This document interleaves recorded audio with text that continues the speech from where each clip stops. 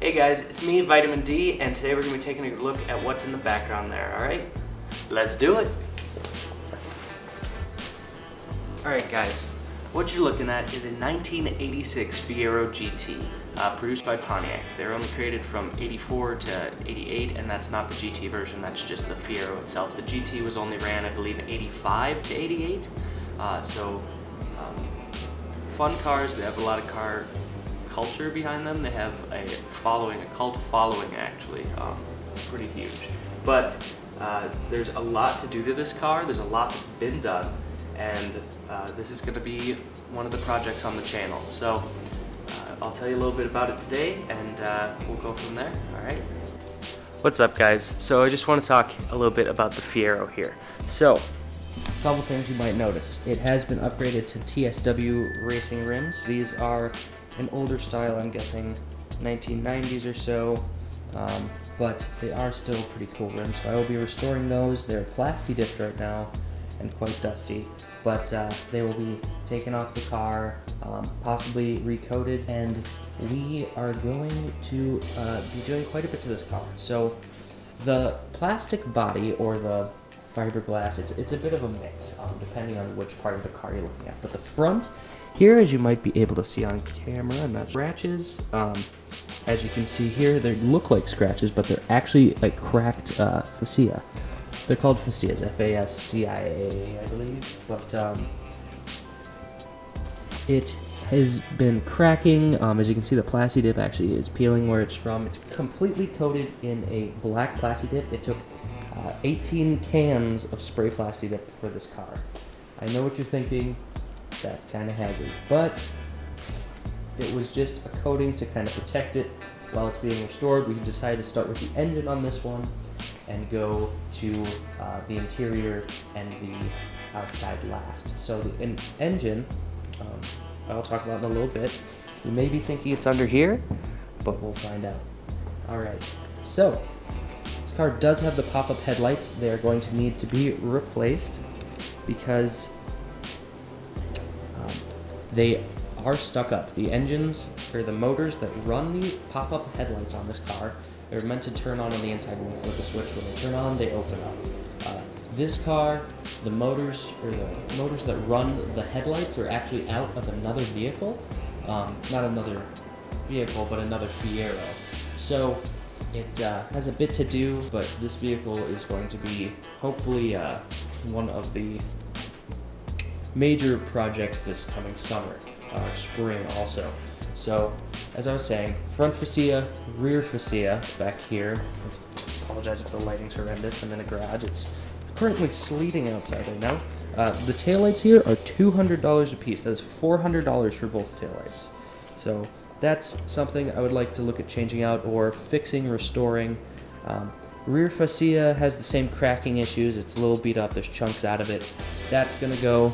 The deck lid here is in good condition, but the wing is cracked off. I am thinking about going aftermarket wing or something like that. The inside of this, actually, now that I remember, is the actual bumper has gone up inside of the fiberglass. It broke the fiberglass. So that will be being changed. These were originally glass panels on a 1986 Fiero GT. There would be a glass panel, there would be a little GT emblem down here. And these were changed to aftermarket. They are screwed onto the side of the vehicle. They're supposed to be glued, but the glue never held up. I'm going to, after doing the bodywork, it needs a new hood also. It's bowed and soggy, and it's got cracks coming through. It's missing corners. It's pretty beat up. We will be replacing the hood also. But as a car itself, the Fiero has a very unique setup. We'll take a peek at the interior in a minute. So we'll pop the hood first. And we'll pop the trunk also. So right over here, we'll pop that. The interior's beat. Ordering a new one's quite expensive. I'm looking at finding racing seats, but the actual seats in the Fiero are quite short this direction. So finding aftermarket seat that works. I'm looking, Recaro, I believe, has one. I'll take a peek. So, up front here, I don't know if I've given you a peek yet or not, but I'll show you this magical engine. Where did it go? I'm just kidding. This is actually a rear engine, mid-engine vehicle. So up here in the front, we have this large radiator. You got your spare tire, your brake fluid. This is a little screen that you put, shield that you put in when you take out the sunroof, because the sunroof doesn't, it does just pop up in the rear, but you can take it out and throw that panel in. Your coolant and a fire extinguisher. Here is the trunk, or the rear of the Fiero. Well, it looks like the lighting's not too bad in here, so we'll take a peek. This here is a very dusty, I have to stick the inner fuel well guards back in that block out the dust, but this is a 2.8 liter V6. It was bored out. It originally was a bright red engine. The top was red, the valve covers were red.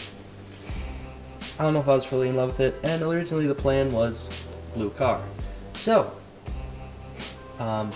we took this engine out. You actually, if you can see the trunk latch here, I know this sounds kind of ridiculous because what is that, like a 1/4 inch round steel?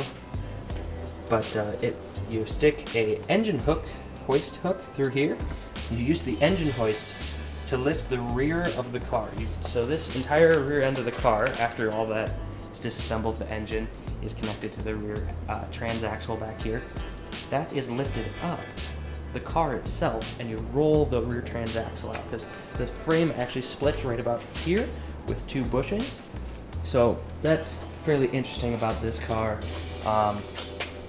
and that is how most people actually get their transmission out, or engine out. If you have a manual, I actually have an automatic in this car. I'm looking to change to a manual because it would be so much more fun. The manual, or the automatic's a little chunky, an old transmission. I'm sure it's original from 1986, and you could use a little love. So we're going to stick in a rebuilt manual transmission. I don't know if that's going to happen next year or when, but this car's got a lot coming to it. The engine, anyways, is the original engine, which isn't a normal transition. They normally do like a 3800 SC, I believe. It comes out of a Bonneville or something like that, but they'll transfer that, and here it has a big supercharger on the top of it, 3800 SC, and that gives this car quite a bit of power. But I went the alternative route and just went with the original engine, built it up with a performance camshaft, some performance internals. We bored it, like I said, 30 over to a 3.1, originally a 2.8. We are looking at turboing this engine, which is, it has been done. It's a very interesting setup, but there's a couple other ideas that involve removing the trunk here and placing 2 turbos, possibly? We'll see. But making this car unique is my goal, and that's kind of the goal for all of my vehicles, is making the vehicle unique, making it my own. I try not to follow all the trends, but so let's get a look at the interior. So inside the vehicle, these are seat covers, obviously, and I will show you why.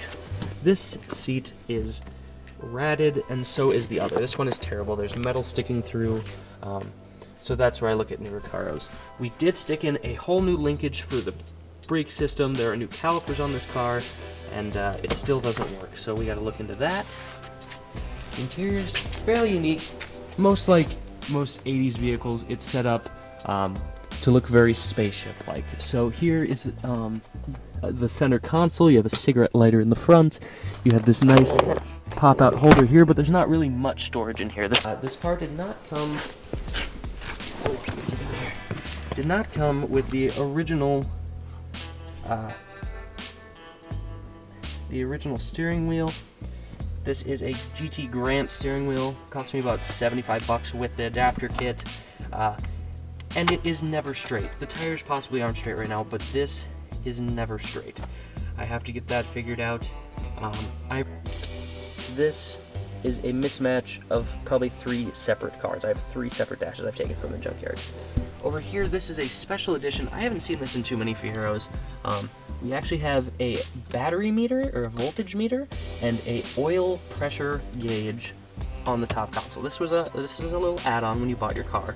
I'm not sure how rare they are. I guess I just haven't seen that many, so that's why I say that. But the car has a lot of interesting features. It has just a simple heat system here, a couple vents.